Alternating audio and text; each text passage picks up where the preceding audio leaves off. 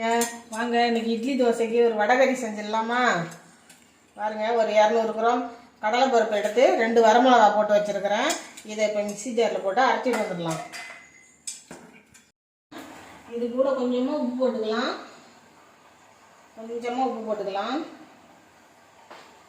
ஒரு வானல் வச்சு எண்ணெய் ஊற்றி இருக்கிறேன். இதில் வந்து சின்ன சின்ன வடையாக இதை அப்படியே போட்டு எடுத்துக்கலாம்.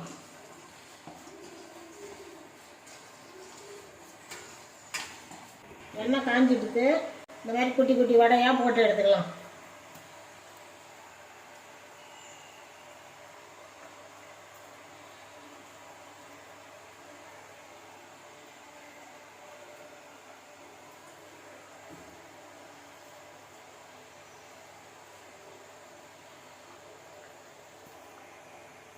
அதே கடாயில் கொஞ்சம் எண்ணெய் ஊற்றிக்கலாம்.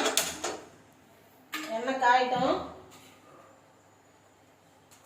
பாருங்க, ஒரு சின்ன பட்டை 2 துண்டு, ஒரு 2-3 கிராம்பு, சோம்பு இலை, ஒரு ஸ்டார் பூ.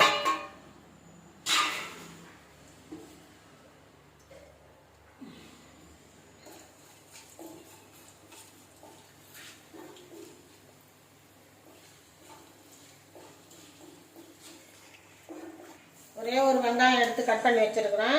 இதையும் இது கூட போட்டுக்கலாம்.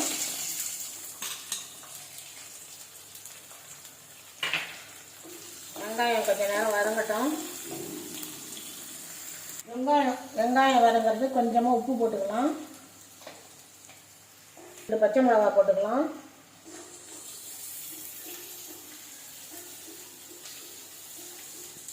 கருவேப்பிலை போட்டுக்கலாம். ஒரு 2 மீடியம் சைஸ் தக்காளி எடுத்து வச்சுருக்கிறேன். அதையும் இது கூட சேர்த்துக்கணும்.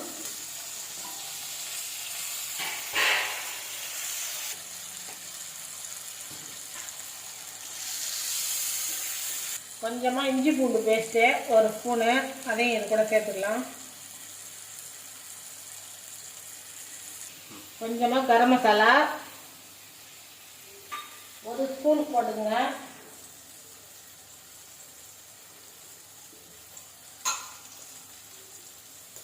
ஒரு 1/2 ஸ்பூன் மிளகாத்தூள். உங்களுக்கு காரம் எப்படி இருக்குன்னு பார்த்துக்கிட்டு அதுக்கப்புறம் சேர்த்துக்குங்க. ஒரு கைப்பிடி புதினா கொத்தமல்லி 2யும் கட் பண்ணி வச்சுருக்கேன். அதையும் இது கூட சேர்த்துங்க. இதுக்கு தேவையான தண்ணி ஊற்றிக்கலாம்.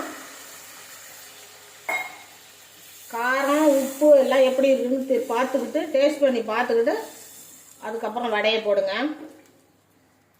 தண்ணி நல்லா கொதிச்சிடுது குழம்பெல்லாம். இது கூட வந்து இந்த வடையை போட்டுக்குவோம்.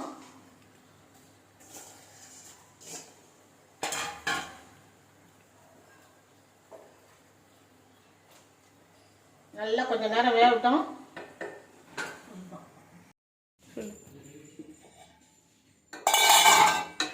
பாருங்க, சூப்பராக வடகறி ரெடி ஆயிடுச்சு. இந்த மாதிரி நீங்களும் செஞ்சு சாப்பிட்டு பாருங்க. வாங்க, சுட சுட இட்லி வடகறி எல்லாரும் சாப்பிடலாம் வாங்க.